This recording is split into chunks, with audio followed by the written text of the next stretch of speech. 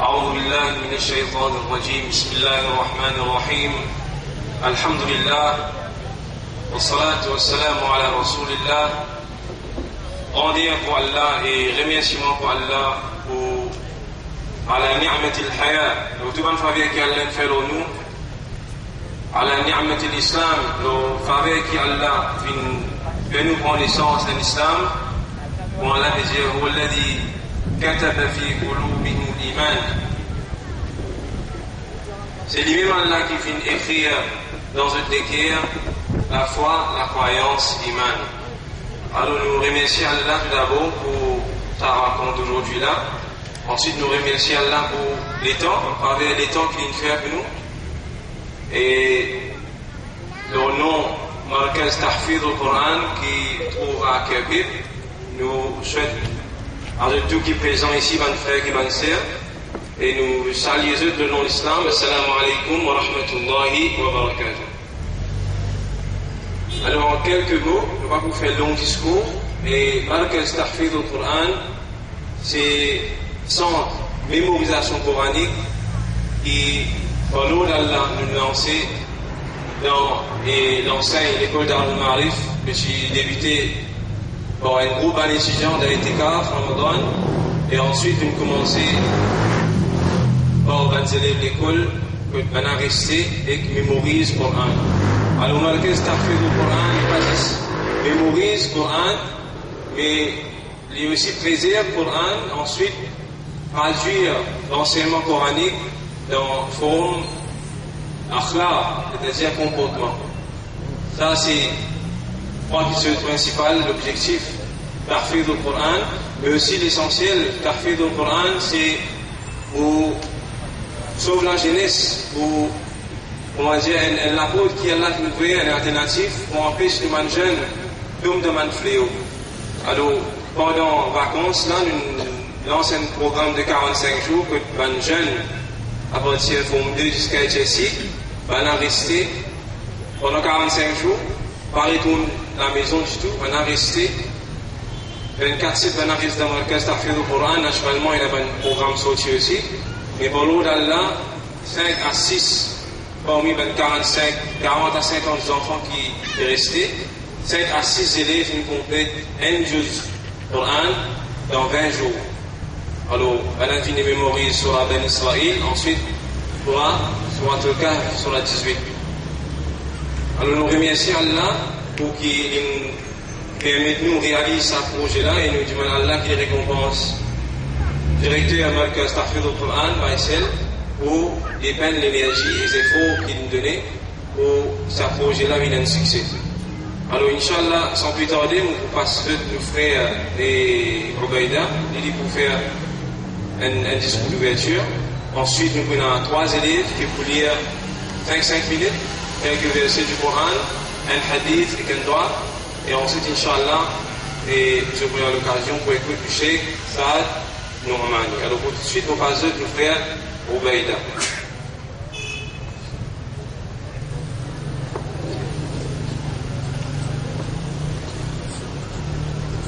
Inna alhamdulillah. En vérité, tout hamd, toute expression de gratitude, pour reconnaissance les plus profondes qui sortent des bien l'équerre qui comprend, l'équerre qui est conscient, et retourne vers le Maître suprême Allah subhanahu wa ta'ala. Alladhi bi ni'matihi tatimmu as-salihat. C'est par l'IM Allah subhanahu wa ta'ala qui va une bonne œuvre, une bonne action d'y être accomplie. Ban frère, ban sœur qui est iman,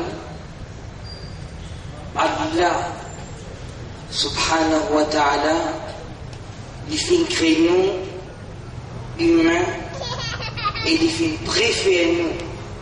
Nous les recevons créatures quand l'IM Allah dit وَلَقَدْ كَرَّمْنَا بَنِي آدَمَ. Nous finissons deux enfants Adam, la noblesse. Nous les autres créatures. وَفَضَّلْنَاهُ عَلَى كَثِيرٍ مِّمَّنْ خَلَقْنَا. Et nous finissons préférer nos beaucoup les autres créatures qui nous font créer. Pan frère, pan sœur qui n'a iman, inna lillahi wa inna ilayhi raji'un. Nous appartenons à Allah et définitivement nous peut retourner vers Allah subhanahu wa ta'ala sans aucun doute. Allah subhanahu wa ta'ala va lui créer nous. Jamais Allah pas fait créer nous pour une vie à la terre. Jamais Allah pas fait créer nous pour un travail, manger, boire et amuser. Mais au contraire, Allah subhanahu wa ta'ala lui dit concernant man kafar, dharhum ya'kuluna wa yatamatta'un, laisse manger, boire, faire tam-tam, kama ta'kulu l'an'am, pareil comme un animal qui mange, boire, wa an-naru mathwal lahum, et tu fais l'enfer, c'est ça, ce destin. Quant à nous, ben croyants, Allah définit la raison pour laquelle les films créent nous. Rappelle bien avant nous, ban frère, ban sœur qui n'a iman, qui déjà est une créature qui appelle ange, qui déjà est une les autres créatures qui appelle djinn, et ben les autres créatures qui nous pas connaissent, mais lui Allah subhanahu wa ta'ala les connaît, les appelle surtout. Il s'appelle ban ange et il s'appelle Iblis. Il dit avec Badna et ban ange mot peut mettre dans la terre un vice-gérant, un quelqu'un qui vous représente moi le mot propriété. Tu déjà il y a un ange qui te veut faire Allah sur hamd. Tu déjà il y a les autres créatures qui te veut faire Allah sur tasbih. C'est lui Allah qui dit wa in min shay'in illa yusabbihu bihamdihi. Il n'y a aucune chose excepté qu'il veut faire Allah sur tasbih. Le place dit kullun qad alima salatahu wa tasbihahu. De tout comme je ban tasbih et que je ban salat. Mais nous qui fait Allah une créneau pour fonction de la vigilance, c'est-à-dire nous sommes les ambassadeurs d'Allah. Bon frère, bon sœur qui n'a iman,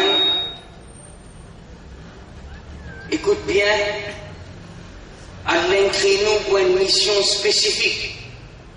Et il y a tant de nous qui nous comportent pour raison, pour qui les crée. Comment pour représenter? Il révèle un livre qui s'appelle le Coran. Et il dit à Houdan, c'est une guidance, il muttaqi, ou bantinat. C'est lui qui saute en dehors du Coran. C'est lui qui fait un seul pas en dehors du Coran. Il finit par une grande contravention dans les Allah et il peut sortir le pas qui Allah imite. Un frère pensait qu'il a iman. Allah il descend le Coran et il pas seulement descend le Coran, mais il envoie un prophète, il envoie Nabi Karim sallallahu alayhi wa sallam comme un modèle parfait pour expliquer nous ce Coran et pour traduire le Coran en pratique.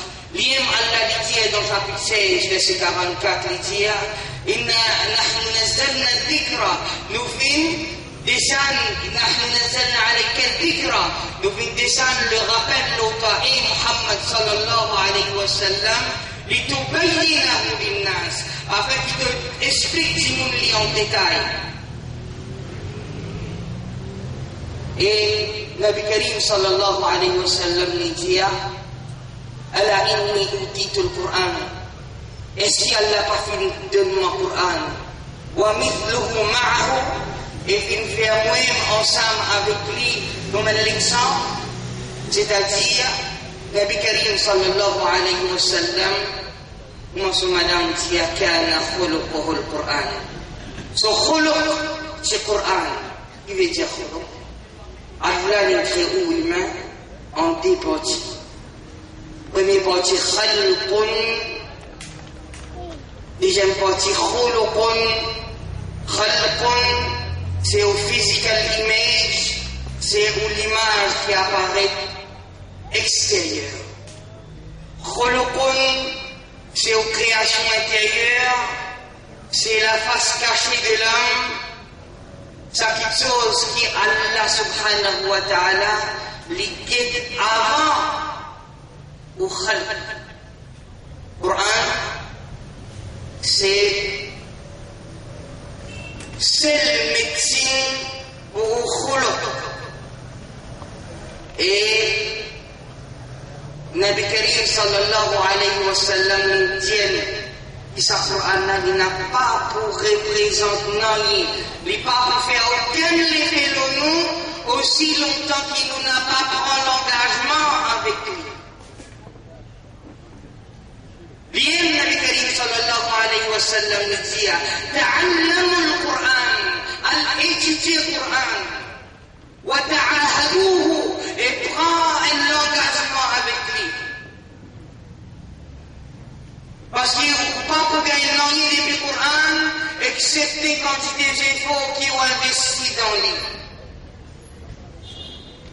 C'est la parole divine.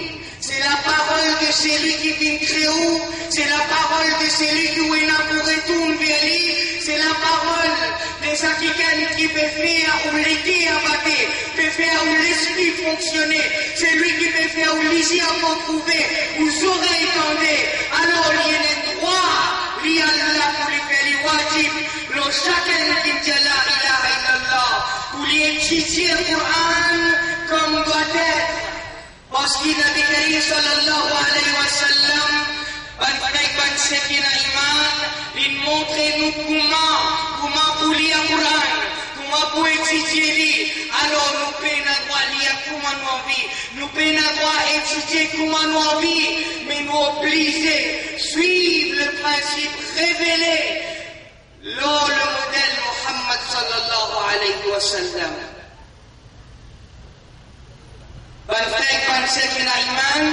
On trouve dans beaucoup de difficultés des fois, ou stressé, ou paniqué, ou gagne beaucoup de problèmes. Mais Allah dit dans chapitre 17, verset 9, Inna hadha al-Qur'an, en vérité, ce Qur'an-là, Yahdi lillati hiya aqwam, qui fait une stabilité, quelque chose qui fait dans la vie matérielle et spirituelle.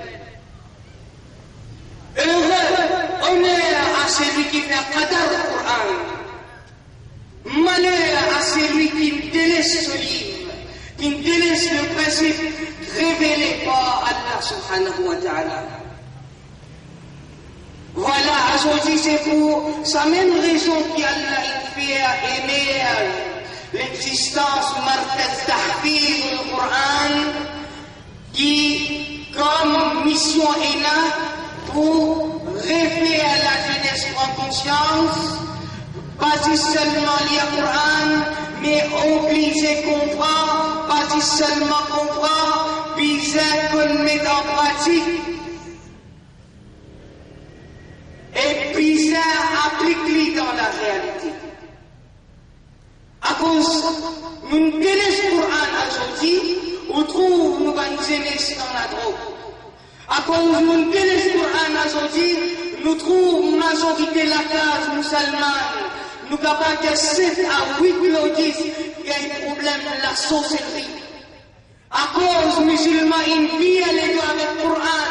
Pas nous faire Qur'an, ce qadar, pas nous donner cette dignité, comme doit être. Alors à cause de ça, on trouve nous aujourd'hui, nous visons à retourner avec tout gouvernement.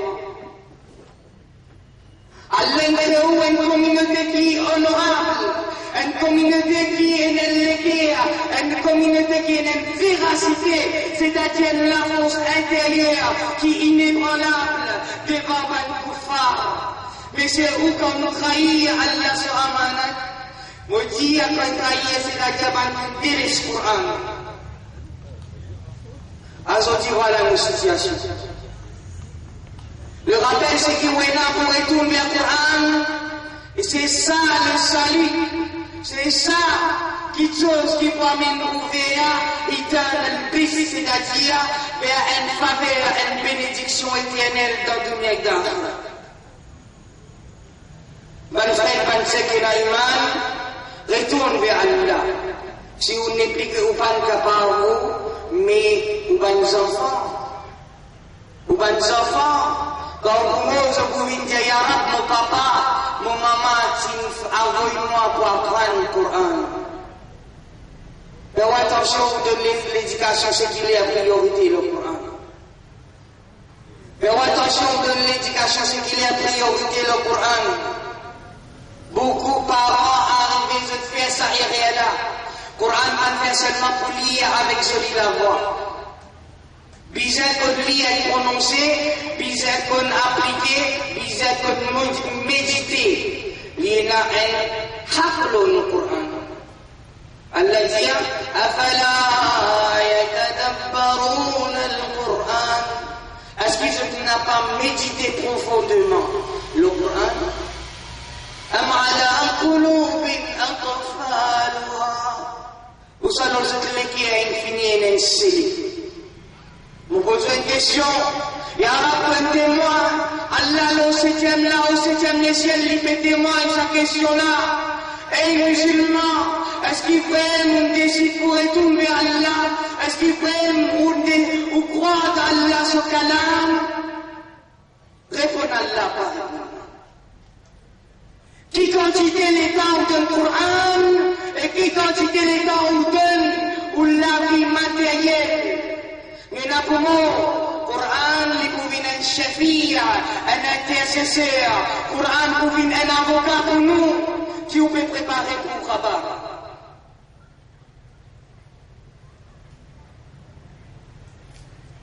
Nous payons ainsi ceux pour retourner vers Allah. Vers Allah ce kalam, et nous dit avec eux, ban frère, ban sekina iman, salamila libina valer. Tout ce qui vous peut gagner comme plaisir, plaisir éphémère, c'est-à-dire temporaire, et il n'est pas pour servir dans l'akhirat si vous n'avez pas suivi l'enseignement coranique. Donc ça, je termine mon discours là même, si je n'ai pas causé, je n'ai beaucoup causé. Mais je remercie pour l'assistance et je demande à Allah pour sa patience qu'on prend là, qu'il verse ce bénédiction, il pardonne nous tous nos péchés. Ya Rab, pour sa réunion qui devait faire là, Ya Rab, manque-nous non pour mes bannes qui donnent contentieux. Pour passer nous frères la parole, nous vous montrons ce qui, quand nous tirons 50 élèves, depuis bon l'école gagnée, nous encadrons dans l'environnement islamique, loin avec fitna, puis la télévision, puis la musique, puis l'influence game, puis l'influence WhatsApp, puis l'influence Facebook, puis l'influence des réseaux sociaux qui dévient du monde, pour vous trouver résultat. Il y a à peu près 5 à 6 élèves qui terminent une sipara dans un jour, pas dans un jour, dans 20 jours. Un sipara dans 20 jours, et je puis pas si c'est un sipara dans 20 jours, il y a 23 hadiths qui je mémorise et que je comprends. Le lien pour Allah, wa ma tawfiquna illa billah. Nous succès n'est pas venu accepter depuis côté Allah. Il Allah marji'una, vers Allah nous retour, wa ilayhi madadna aydina, c'est vers lui qui tout le temps nous tal nous l'ami. وإليه المصير, c'est vers lui le retour final qui est indéniable. Ban frère, ban sekina iman, retourne vers Allah. Et tout de suite, nous avons l'honneur pour, parce que nos frères, il est beau, il y a 3 élèves, un élève dans la famille, avec nous avons un autre élève, des élèves qui sont l'eau qui finit de Tsipara dans 20 jours. Le nez pour là et nous passons la parole à nos frères Saad. Après cela, nous allons nous cher Saad bin Norman qui lit pour faire nous donner la parole d'Allah. Assalamu alaikum wa rahmatullah. Nous frère Abdallah Bandou formule dans le Marif, malgré ce tafsir du Coran, il faut lire quelques versets sur la Kahf.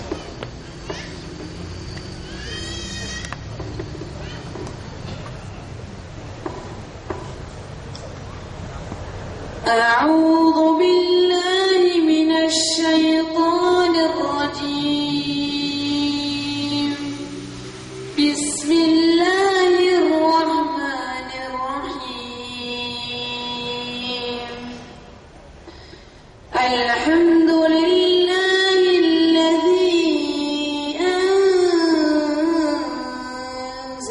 على عبده الكتاب ولم يجعل له عوجا قيما لينذر بأسا شديدا من لدنه ويبشر المؤمنين الذين يعملون الصالحات أن لهم أجرا حسنا ماكثين فيه أبدا وينذر الذين قالوا اتخذ الله ولدا ما لهم به من علم ولا لآبائهم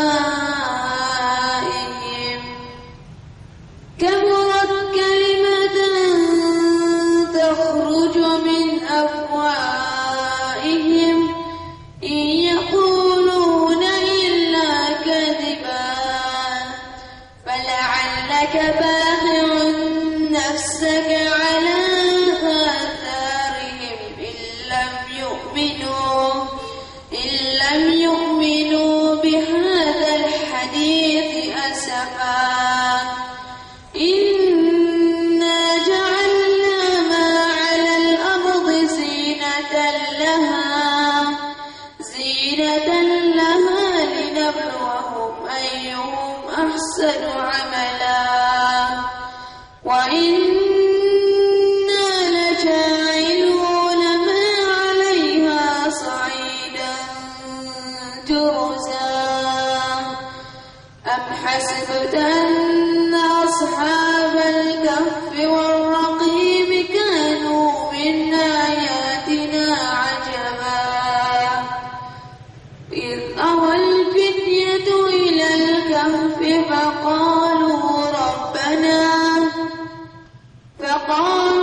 ربنا آتنا من لدنك رحمة وهيئ لنا من أمرنا رشدا قال رسول الله صلى الله عليه وسلم خيركم من تعلم القرآن وعلمه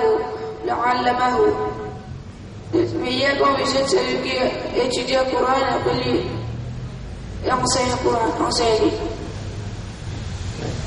وقال رسول الله صلى الله عليه وسلم القرآن حجة لك وحجة عليك celui qui lit le Coran avec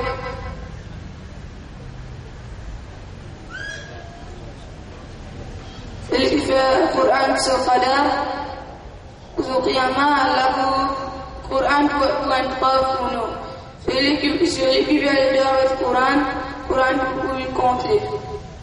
Salam alaikum wa rahmatullahi wa barakatuh. Alhamdulillah, Jazakallah khair, frère Abdallah Bandou. Et le prochain étudiant, c'est le frère Soufiane Mohamed Ali, qui peut lire quelques versets du Surah et Surah 32, Surah Sajda.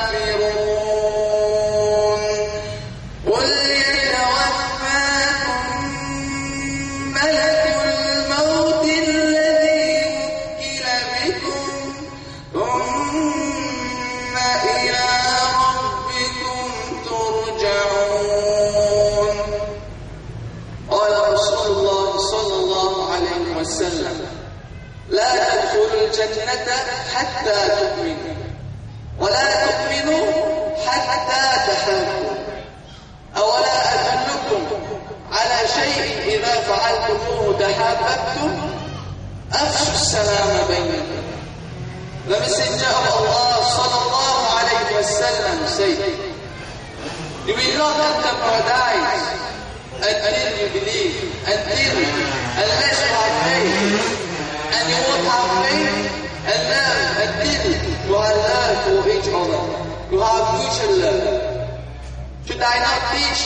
something which is, when we do it, we will have mutual love between each other for you. Spread salam among you, among all of us. Assalamu alaikum wa rahmatullahi wa barakatuh. Jazakumullah khair, frère Soufiane Mohamed Ali. Fait doigt qu'Allah fait nous faire amal dans ce hadith qui nous fait tant de là. Et nos prochains étudiants, c'est le frère Wassim Kardor, et qui peut lire quelques versets du Surah Ben Israël. Alors nous frère Wassim, et aussi nous frère Soufiane, parmi les élèves qui terminent un Sibara dans 20 jours. Alors nous faisons doigt, Inch'Allah, pour ça.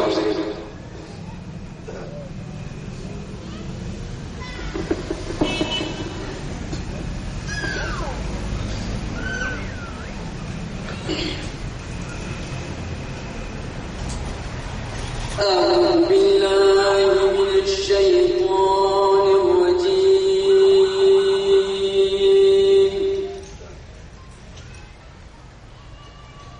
بسم الله الرحمن الرحيم.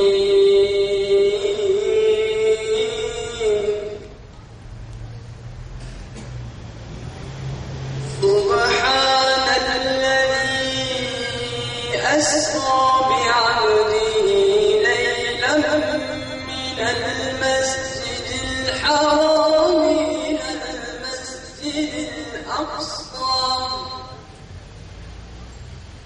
المسجد الحرام إلى المسجد الأقصى الذي باركنا حوله لنريه من آياتنا إنه هو السميع البصير. وآتينا موسى الكتاب وجعلناه هدى لبني إسرائيل ألا تتخذوا من دوني وكيلا ذرية من حملنا مع نوح إنه كان عبدا شكورا.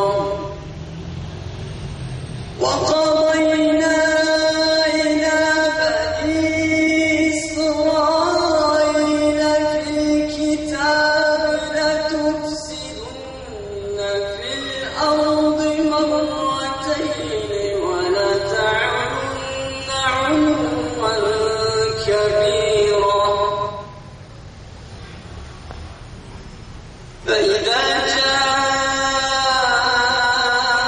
وعد أولاهما بعثنا عليكم عبادا لنا أولي بأس شديد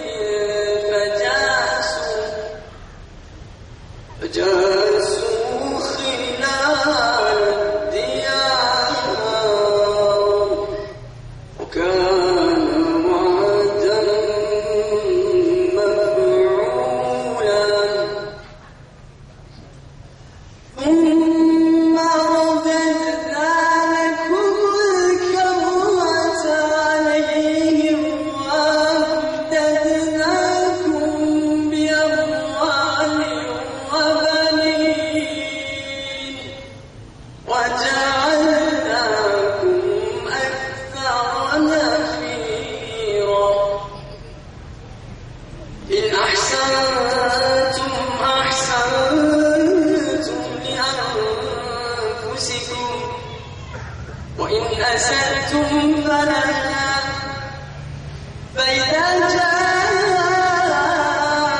وعد الآخرة ليسوءوا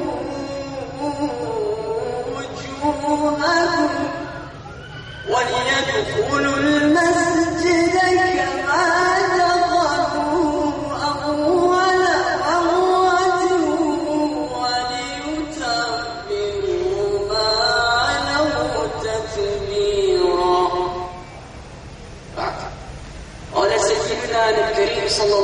وسلم لا يؤمن أحدكم حتى يكون هواه تبعا لما يجد به. Notre chef, Nabi Karim sallallahu alayhi wa sallam nous a dit, personne d'entre nous, écoute, ya Allah, il a dit dans un hadith très connu par beaucoup d'entre nous, personne d'entre nous n'a pas la foi, n'a pas d'iman. Tant que sa passion est dans une accordance avec ce que j'ai apporté. Qu'est-ce que le prophète a apporté? Qu'est-ce qu'on demande? Eh bien, le prophète a apporté le Coran. Mon pote, وأيضا نصح سيدنا محمد صلى الله عليه وسلم عمه العباس رضي الله عنه بالدعاء التالي. Écoute encore وعد الله. اللهم إني أسألك العافية. اللهم إني أسألك العافية. اللهم إني أسألك العافية. والله je demande la prospérité, les choses positives, la santé de toutes mes affaires, toutes les choses positives que tu penses. Wallah, je te demande ces choses. Et n'oubliez jamais ce doigt-là. Et m'ouvrir avec ces doigts. Wa shukran wa salamu alaykum wa rahmatullahi wa barakatuh. Alors, remercie le Père Wassim pour sa connaissance qu'il partage avec nous là. Alors, pour maintenant, nous passons le Père Najib Patel qui pourra introduire le chef de Qadi.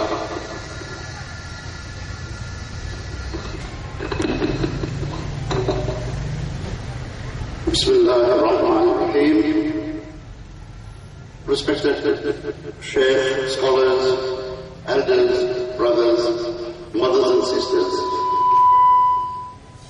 we are extremely fortunate to be here today to welcome Sheikh Saad Nomani from Medina Munawwara. We are indeed very, very fortunate to have him with us because he is a very prominent Sheikh who has been renowned wide world.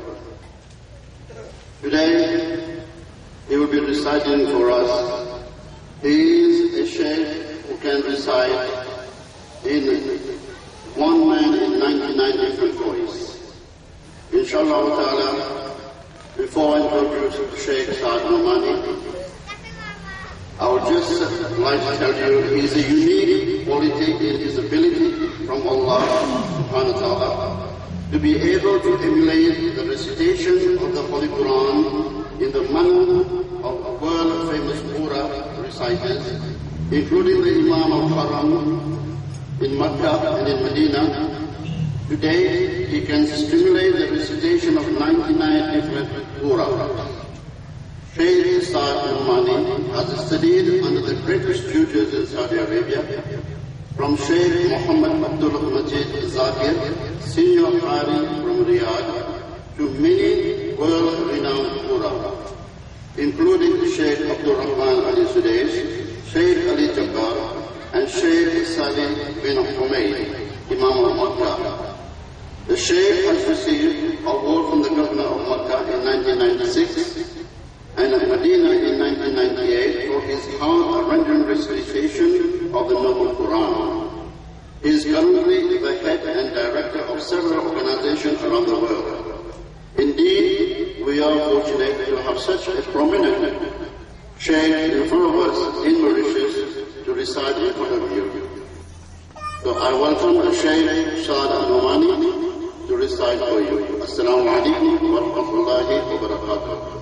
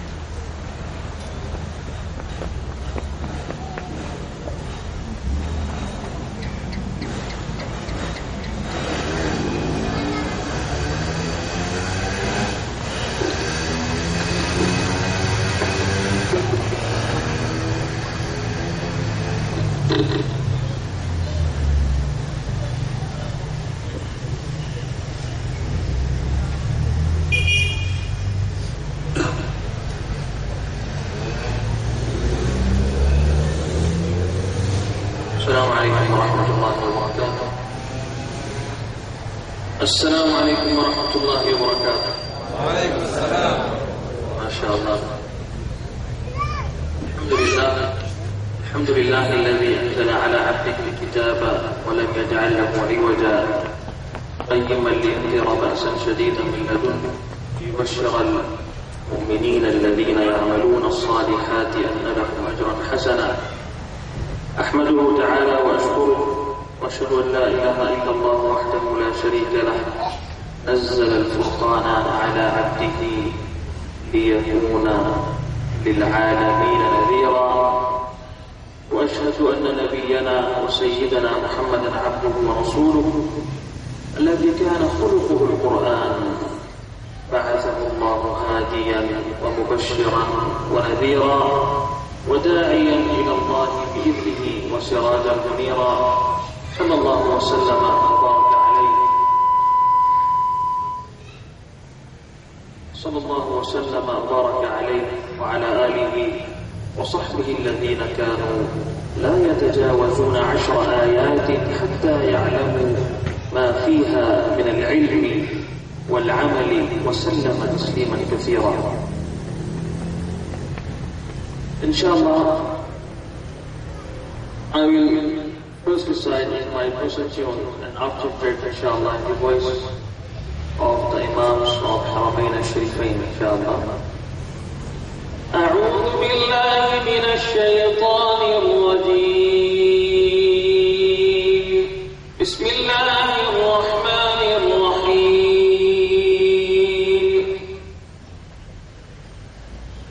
تبارك الذي جعل في السماء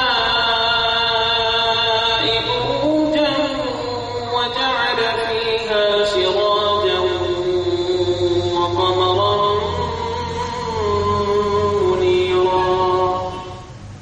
وهو الذي جعل الليل والنهار خلفة لمن أراد أن يذكر أو أراد شكورا.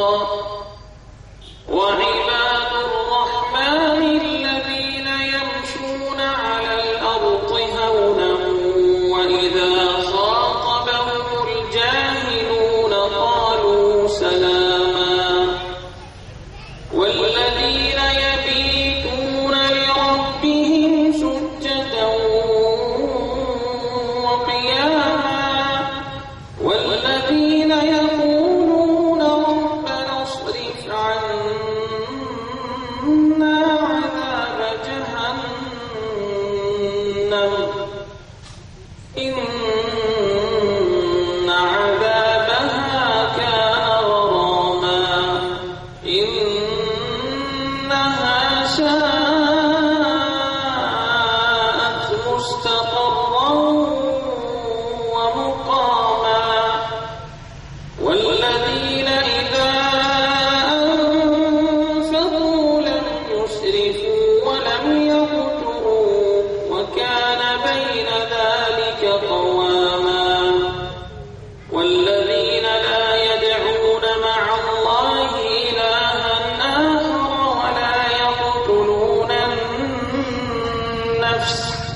ولا يقتلون النفس التي حرم الله إلا بالحق ولا يزنون ومن يفعل ذلك يلقى أثاما يضاعف له العذاب يوم القيامة ويخلد فيه مهانا إلا من تاب وآمن وعمل عملا صالحا فأولئك يبدل الله سيئاتهم حسنات وكان الله غفورا رحيما. ومن تاب وعمل صالحا فإنه يتوب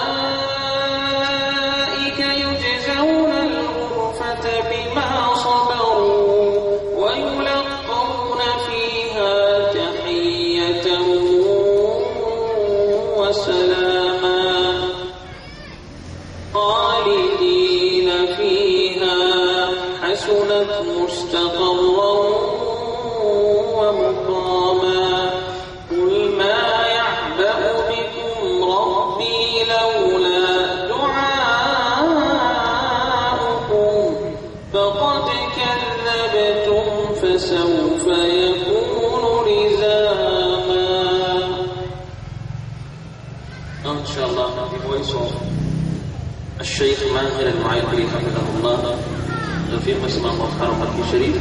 الشيخ ماهر المعيقلي حفظه الله. أعوذ بالله من الشيطان الرجيم. بسم الله الرحمن الرحيم.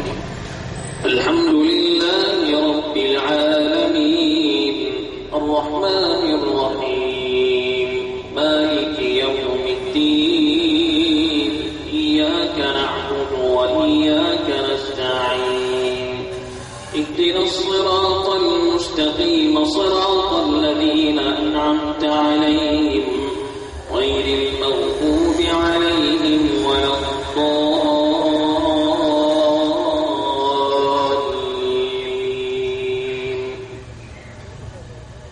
بسم الله الرحمن الرحيم. القارعة ما القارعة وما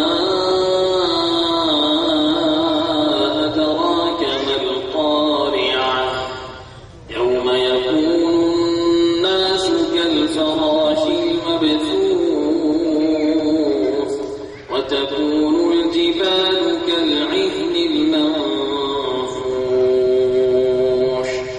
فأما من ثقلت موازينه فهو في عيشة راضية وأما من خفت موازينه فأمه هاوية وما أدراك ما هي نار حامية. الشيخ حسين بن عبد العزيز على الشيخ حفظه الله from Masjid النبوي الشريف. أعوذ بالله من الشيطان الرجيم. بسم الله الرحمن الرحيم. الحمد لله رب العالمين الرحمن الرحيم مالك يوم الدين إياك نعبد وإياك نستعين اهدنا الصراط المستقيم صراط الذين أنعمت عليهم غير المغضوب عليهم ولا الضالين.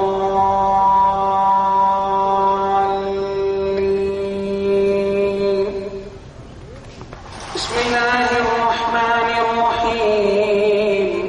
ألم تر كيف فعل ربك بأصحاب الفيل ألم يجعل كيدهم في تضليل وأرسل عليهم طيرا أبابيل ترميهم بحجارة من سجيل فجعلهم كعصف مأكول.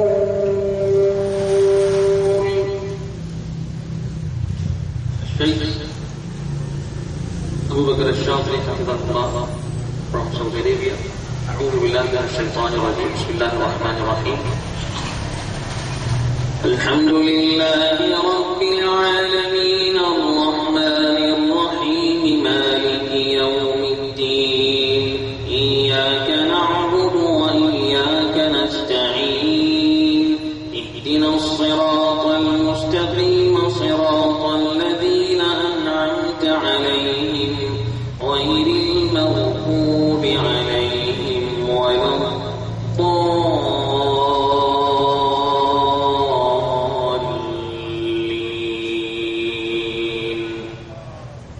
بسم الله الرحمن الرحيم.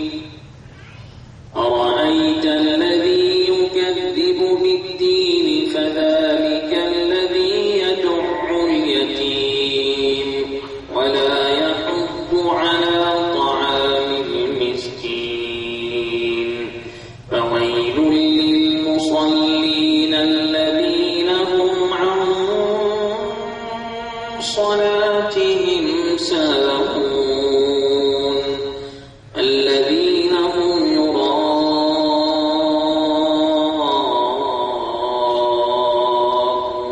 ويمنعون الماعون.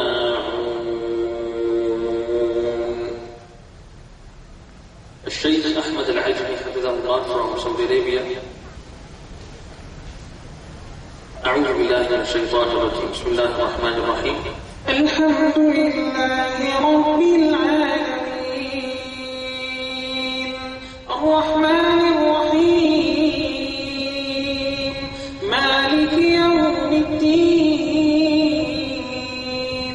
إياك نعبد وإياك نستعين اهدنا الصراط المستقيم صراط الذين أنعمت عليهم غير المغضوب عليهم ولا الضالين.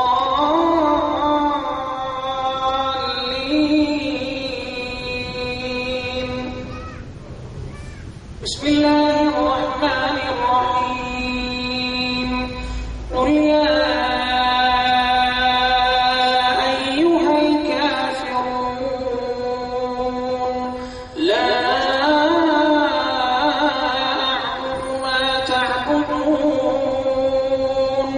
ولا أنتم عابدون ما أعبد ولا أنا عابد ما عبدتم ولا أنتم عابدون ما أعبد لكم دينكم ولي دين.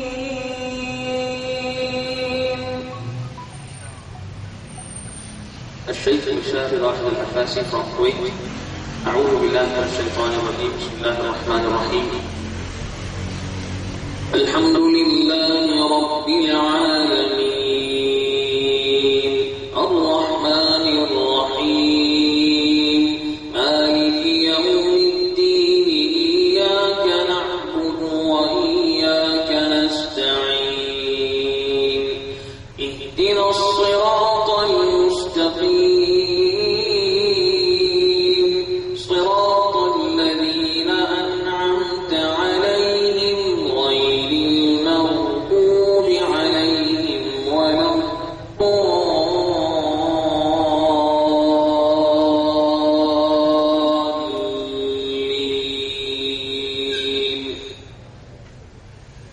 بسم الله الرحمن الرحيم. تبت يدا أبي لهب وتب ما أغنى عنه ماله وما كسب سيصلى نارا ذات لهب وامرأته حمالة الحطب في جيدها حبل من مسد. الشيخ ساعد الغامدي حفظه الله تأسم الله مسجد النبوي الشريف. أعوذ بالله من الشيطان الرجيم. بسم الله الرحمن الرحيم. الحمد لله رب العالمين الرحمن الرحيم مالك يوم الدين إياك نعبد وإياك نستعين اهدنا الصراط المستقيم صراط الذين أنعمت عليهم غير المغضوب عليهم ولا الضالين.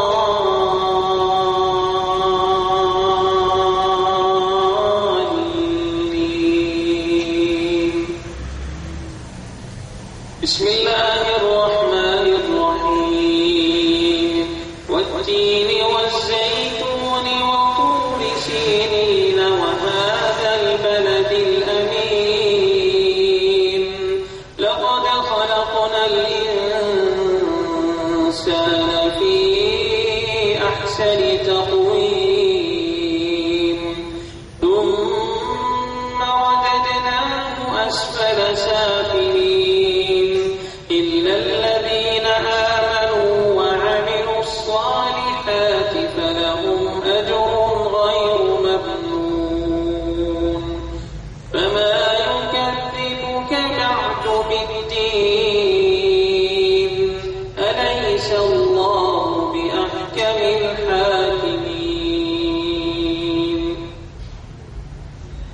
Sheikh Ali bin Abdul Rahman al-Hudayfi, one of the most senior Imam al-Haramain al-Sharifain, Sheikh Ali al-Hudayfi hafidhahullah. أعوذ بالله من الشيطان الرجيم. بسم الله الرحمن الرحيم. الحمد لله رب العالمين الرحمن الرحيم مالك يوم الدين إياك نعبد وإياك نستعين اهدنا الصراط المستقيم صراط الذين أنعمت عليهم غير المغضوب عليهم ولا الضالين.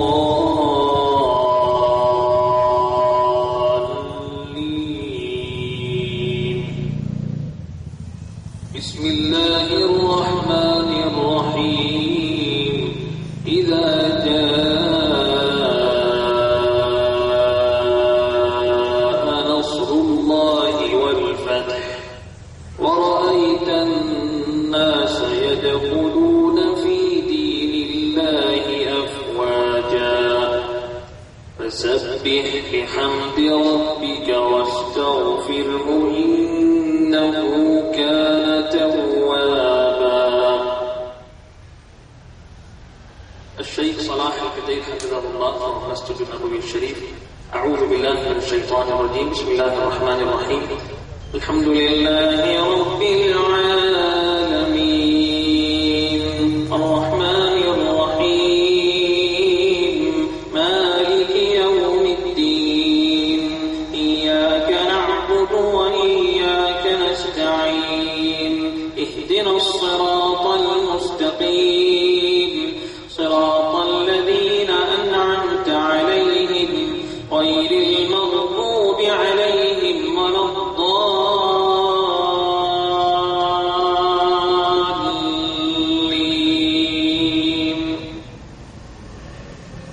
إن الله وملائكته يصلون على النبي يا أيها الذين آمنوا صلوا عليه وسلموا تسليما. إن الذين يؤذون الله ورسوله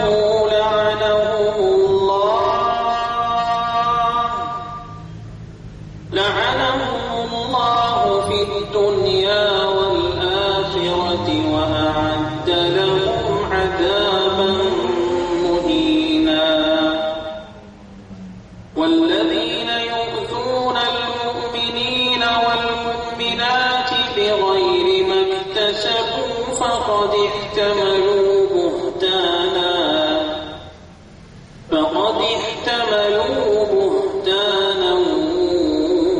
وإثما مبينا. الشيخ سعود الشريم حفظه الله from Masjid al-Haram. الشيخ سعود الشريم حفظه الله from Masjid al-Haram. أعوذ بالله من الشيطان الرجيم. بسم الله الرحمن الرحيم.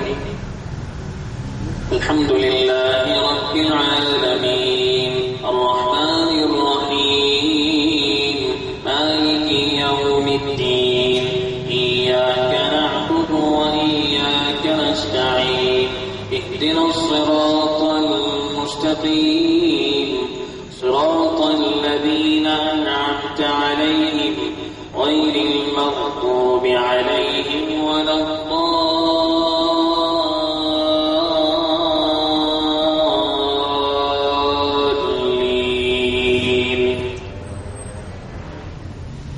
يا أيها النبي قل لأزواجك وبناتك ونساء المؤمنين يدنين عليهن من جلابيبهن ذلك أدنى أن يعرفن فلا يؤذين وكان الله غفورا رحيما. لئن لم ينته المنافقون والذين في قلوبهم مرض والمرجفون في المدينة لنغرينك بهم ثم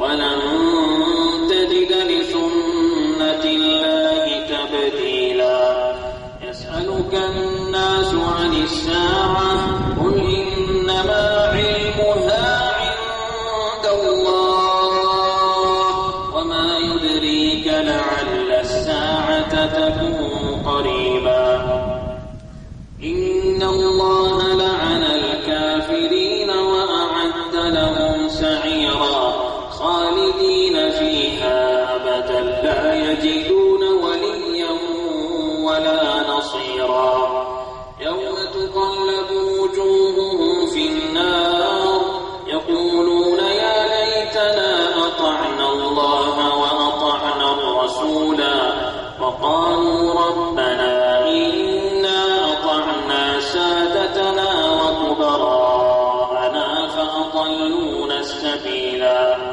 ربنا آتهم ضعفين من العذاب والعنهم لعنا كبيرا يا أيها الذين آمنوا لا تكونوا كالذين آذوا موسى فبرأه الله مما قالوا وكان عند الله وجيها. Finally, الشيخ عبد الرحمن السديس حفظه الله إن شاء الله بتكبيرات الحرم. The sounds of haram like تكبيرات الصلاة. The Imam is the Sheikh عبد الرحمن السديس and Muazzin is the Sheikh Ali Ahmad Mullah. أعوذ بالله من الشيطان الرجيم بسم الله الرحمن الرحيم الحمد لله رب العالمين الرحمن الرحيم مالك يوم الدين إياك نعبد وإياك نستعين اهدنا الصراط المستقيم صراط الذين أنعمت عليهم غير المغضوب عليهم ولا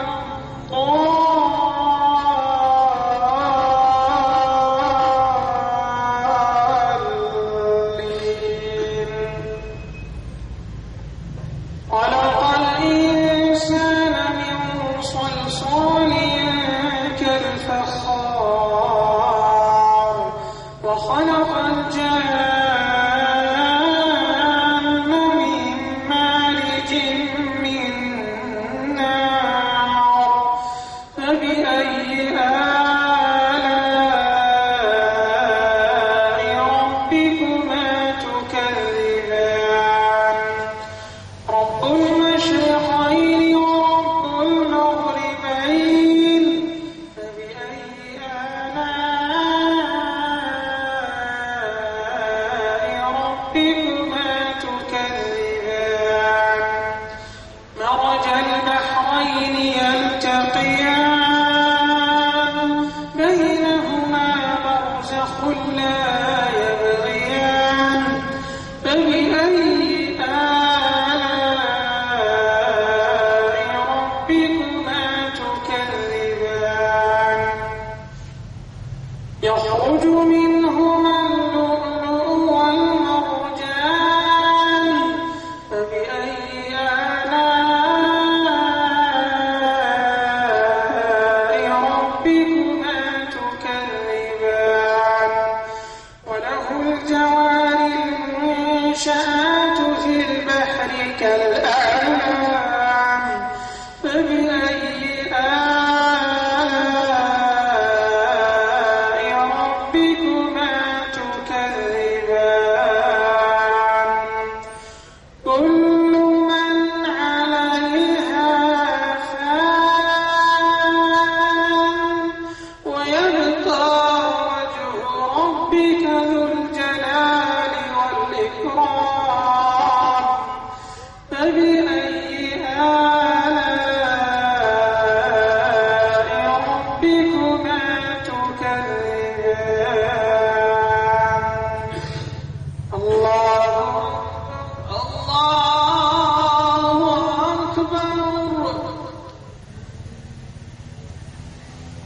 الله لمن حمده ربنا لك الحمد الله أكبر الله أكبر الله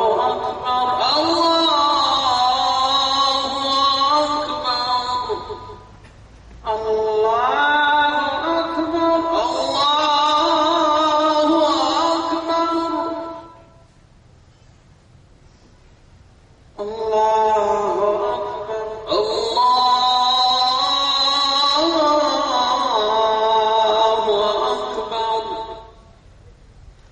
السلام عليكم ورحمة الله السلام عليكم ورحمة الله السلام عليكم ورحمة الله السلام عليكم ورحمة الله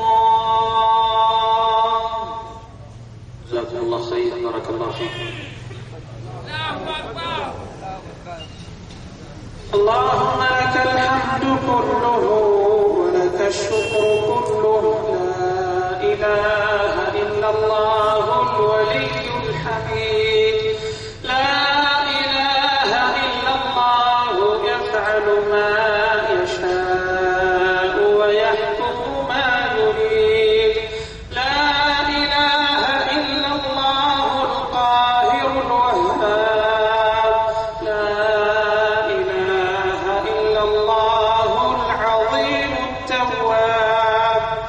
غافر الذنب وقابل التوب شديد العقاب ذو الطول لا إله إلا هو عليه توكلت وإليه متاب سبحان من خلق الخلق وأحصاهم عددا سبحان من لم يتخذ صاحبة ولا ولدا سبحان من تكرم بفضله فلم يترك أحدا سبحان من سبح الرعد بحمده والملائكة من خيفته سبحان من بكت من خشيته العيون سبحان من أمره كاف ونون سبحان الذي في السماء عرشه سبحان الذي في الأرض سلطانه سبحان الذي في البحر سبيله سبحان الذي في الجنة رحمته سبحان الله وبحمده عدد خلقه ورضا نفسه وزنة عرشه ومداد كلماته اللهم صل وسلم وبارك وزد وأنعم على نبينا وشفيعنا وسيدنا محمد وآله وصحبه اللهم إنا نسألك الهدى والتقى والعفاف والغنى اللهم إنك عفو كريم تحب العفو فاعف عنا اللهم بارك لنا في أسماعنا وأبصارنا وقواتنا وأعمالنا وأموالنا وأوقاتنا وذرياتنا واجعلنا مباركين أينما كنا يا ذا الجلال والإكرام اللهم اغفر للمسلمين والمسلمات والمؤمنين والمؤمنات الأحياء منهم والأموات إنك سميع قريب مجيب الدعوات إلهنا وخالقنا ورازقنا ومولانا فأطعنا غفرانك يا ربنا تقبل منا إنك أنت السميع العليم وتب علينا إنك أنت التواب الرحيم واغفر لنا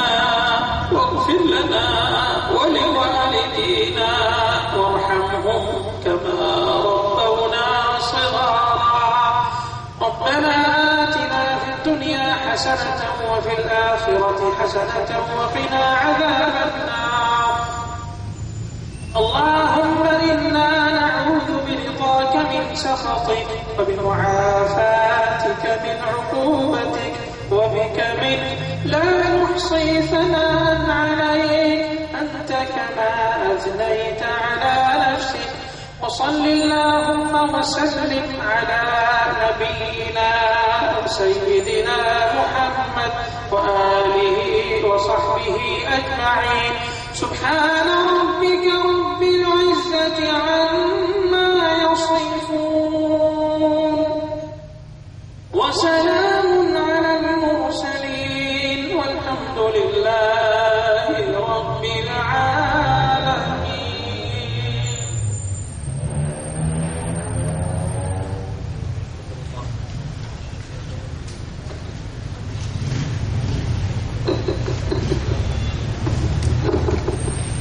Alhamdulillah, bon Dieu pour Allah, nous remercions Allah subhanahu wa ta'ala en premier, ensuite nous remercions le chef et nous demandons à Allah et à Allah il récompense tout l'effort qu'il fait nous tente Allah subhanahu rapide bien malgré que Sheikhina Imam un hafid al-Qur'an pour écouter une récompense.